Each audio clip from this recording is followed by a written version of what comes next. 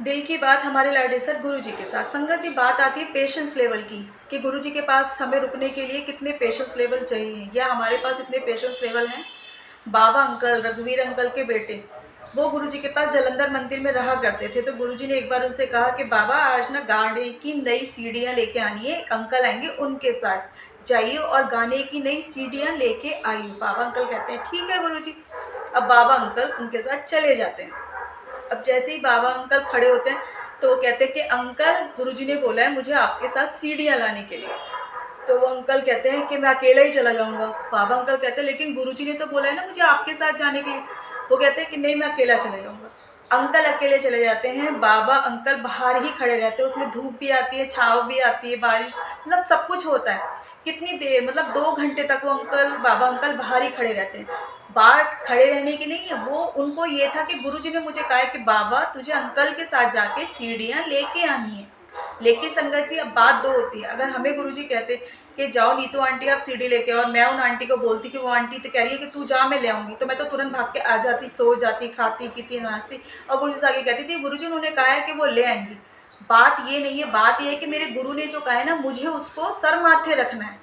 लेकिन बाबा अंकल ने उस चीज़ को सर माथे रखी। जब 2 घंटे बाद बाबा अंकल गुरुजी के पास आते हैं तो गुरुजी उनको देखते हैं और मुस्कुराते हैं, और वो कहते हैं कि हाँ बाबा, कहाँ था तू, मैं तेरे को इतनी देर से देख रहा था। कहते हैं कि गुरुजी मैं ना बाहर अंकल का वेट कर रहा था, अंकल सीढ़ी लेने के लिए गए थे। तो गुरुजी कहते हैं कि सीढ़ी लेने के लिए गए थे? कहते हैं हाँ। तो कहते हैं आपने तो कहा था कि जब वो सीढ़ी लेने जाइए मेरे लिए लेके आइए, और अंकल ने मुझे मना कर दिया था। तो मैं इस बारी का इंतज़ार कर रहा था कि जब अंकल सीढ़ी लेके आएंगे ना, तो मैं उनके साथ ही आपके पास आऊँगा। तो संगत जी, ये बात देखिए पेशेंस लेवल की। बाबा अंकल के कितने सारे पेशेंस लेवल उनके अंदर थे कि जैसे गुरुजी ने उनको 2002 में बोला बाबा अंकल को कि बाबा तेरा 2002 में कहा था कि खान पीन का काम खुलेगा, वो भी 2012 में। महाराज आप बैठे हुए हो, सामने आप देने वाला बैठा है परमात्मा, और वो आपको 10 साल का टाइम दे रहा है। और अब उस 10 साल के टाइम के अंदर आप क्या सोचेंगे? 10 साल कौन इंतजार कर सकता है संजय जी? 10 साल के अंदर तो एक पेड़ भी फल देने लग जाता है, समझ रहे हैं ना। 14 सबसे ज्यादा लेट और लतीफ जो होता है वो इमली का पेड़ होता है। कहते हैं इमली के पेड़ के अंदर 14 साल के बाद फल लगता है। तो बाबा अंकल जब ये वाली बात सुनते हैं कि मुझे इतने बड़ा टाइम दे दिया, उनके दिमाग में बहुत सारी चीजें चलती हैं। फिर वो कहते हैं कि गुरुजी ऐसा है कि एक हमारे जो नियर एंड डियर उनका चलता हुआ ढाबा है हाईवे पे, वो ले लें। गुरुजी कहते हैं नहीं, वो भी नहीं लेना है। फिर वो अपने पापा से आके कहते हैं रघुवीर अंकल से कि पापा, गुरुजी ने तो कहा था कि खान पीन का काम खोली, हूँ तो मेरा ब्याह भी होगा, तो काम किवें चलेगा? वो कहते हैं गुरु की बात हमेशा व्यर्थ नहीं जाती, सर माथे रखी जाती है। तो अंकल बताते हैं 2002 में उनको ये बात बोली थी, और 2007 में, मतलब 2011, हाँ 11 या 12 की बात है, बड़े मंदिर में गुरुजी का बर्थडे सेलिब्रेशन था। तो उन्होंने जालंधर से अपने फादर को कॉल किया, और वो ये कहते हैं उनसे कि पापा ऐसा है, दिल्ली में मंदिर में गुरुजी का बर्थडे सेलिब्रेशन है, तो मैं आना चाहता हूँ। वो कहते हैं आ जाओ। वो टिकट करा देते हैं, वो आ जाते हैं। जैसे ही अंकल आते हैं तो वो कहते हैं कि मैं ना तुझे वहाँ नहीं मिलूंगा, तो मुझे डिफेंस कॉलोनी में मिली एक आंटी के यहाँ, वहाँ सत्संग हो रहा है। वो कहते हैं ठीक है।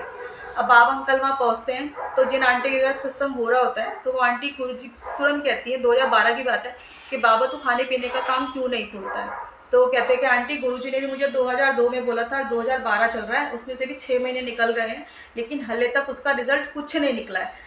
तो वो तुरंत बेम्बी आंटी को कॉल लगाती हैं, और वो कहती हैं कि बेम्बी तेरे घर जरा मंथली सत्संग होता है ना, आज के बाद ना बाबा ही खाना बनाएगा, कल तेरे घर सत्संग है ना तो बाबा लंगर ही बनाएगा।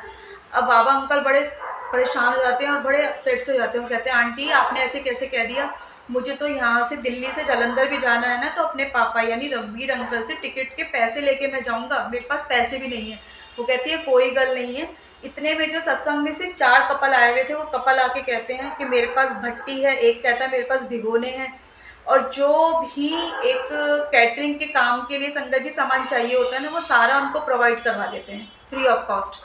फिर वो कहते हैं कि गैस, तो वो आंटी कहती है कि मेरे ना हले पाइपलाइन लग रही, तो मेरे पास ना 2 सिलेंडर भरे हुए पड़े हैं, तू वो ले ले, और ये पकड़ 5,000 रुपये, ये पकड़ 5,000 रुपये, इसमें अपनी सब्जी चॉपिंग का सामान मसाले जो भी हैं वो ले आई, और जब तू कमाए तो धीरे धीरे मुझे देता रही हो। तो जब गुरुजी ने उनको 2002 में बोली और 2012 में उनकी लॉटरी निकली, तो बर्तन से लेके भांडे तक, भांडे से लेकर भट्टी तक, और भट्टी से लेके गैस तक, और गैस से लेके 5,000 रुपये तक का जो भी गुरुजी ने उनको सब कुछ फ्री ऑफ कॉस्ट करवाया कि तू कर। अब अंकल ने जब सारा सामान लेके वो बेम्बी आंटी के घर पहुंचे हैं डिफेंस कॉलोनी, जब वो पहुंचे हैं तो कहते हैं, उन्होंने कहा कि सेकंड फ्लोर पे ही सब कुछ बनेगा। तो जब वो जा रहे थे तो जो इन्होंने सामान लिया था ना अंकल ने, वो एक रेडी के ऊपर लेके गए थे। जब रेडी वाले ने वो सामान ऊपर रखा है तो वो देखता है सारा का सारा ये सामान है, मतलब भिगोने, भट्टी और मसाले, सब्जियां। तो कहते हैं ये आप सब खुद बनाओगे? वो कहते हैं हाँ। कह रहे आप अकेले कर लोगे? कह रहे तू अपने पैसे ले और निकल। कहते हैं अगर आप बुरा ना मानो तो मैं यहाँ पे खड़ा होके कुछ देर आपको देख सकता हूँ? कहते मेरा क्या जा रहा है, खड़ा रहे यहाँ पे। तो देखता हुए कहता है कि साहब मैं एक बात बताऊँ आपको? बाबा अंकल कहते हैं हाँ दस, क्या कह रहा है? कहता है कि ना आज से 1 हफ्ते पहले मेरी ना हलवाई की दुकान थी, पर मैं रेंट नहीं दे पाया तो मेरे को इतना इतना लॉस हो गया, तो मेरे को दुकान छोड़नी पड़ गई, पर मुझे सब काम आता है। बाबा अंकल कहते हैं बहुत बढ़िया, चल तो फिर तो आजा। तो जैसे बाबा अंकल अपना सामान ओपन करते हैं ना, उसके अंदर चॉपिंग के जो कटर होते हैं, चाकू वगैरह, नाइफ, वो नहीं थे। तो वो कहते हैं अरे पहले तू चाकू लेके आ नीचे फ्लोर पे से जाके। वो कहता है कोई लोड नहीं है, मेरे पास जो मेरी रेडी है ना उसके बाद मेरे शेफ, मेरे कटिंग चॉपिंग के बड़े वाले जो होते हैं ना ऐसे ऐसे कट वाले, वो पड़े हुए मैं लेके आता हूँ।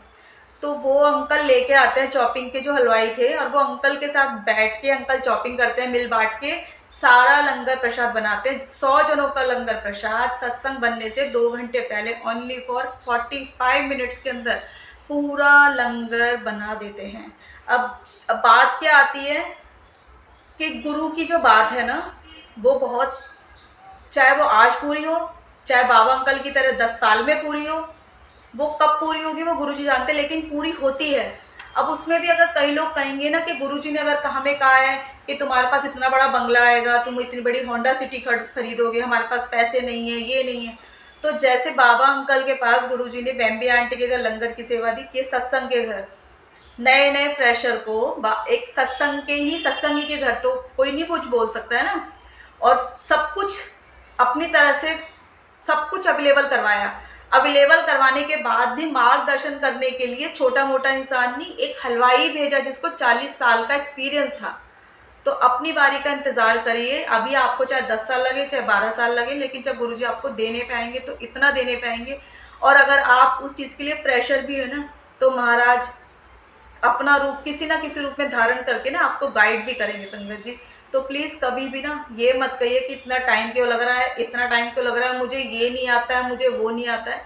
तो आप बस गुरु नाम की जो एक भैरी होती है ना नाव, उसके अंदर बैठ जाइए और उसको चप्पू से लेके जाना गुरु जी का काम है। आप बैठे रहिए और जय गुरु जी करते रहिए। जय गुरु जी।